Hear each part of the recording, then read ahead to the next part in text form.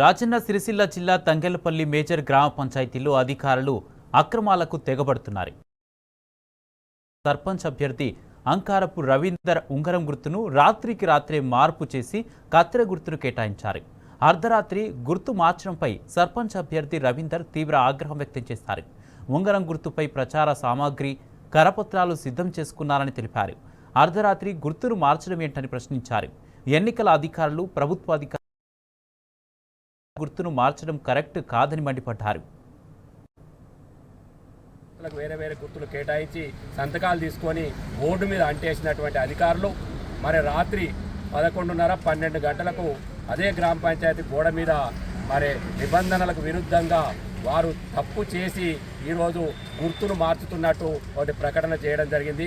మరి అర్ధరాత్రి పూట చేసిన ఈ తప్పు అధికార పార్టీ నాయకుల ఒత్తిడి వల్ల జరిగిందా, లేకపోతే అధికారులు చేస్తున్న తప్పిదాల జరిగిందా ఒక్కసారి ఆలోచించాలని ప్రజలకు వివరిస్తున్నాం.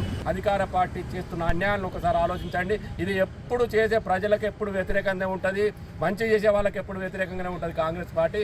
కాబట్టి ఇప్పటికైనా ప్రజలు మంచిగా ఆలోచన చేయండి. అంకార రవీందర్ గ్రామ అభివృద్ధి కోసం నిరంతరం కష్టపడే వ్యక్తి.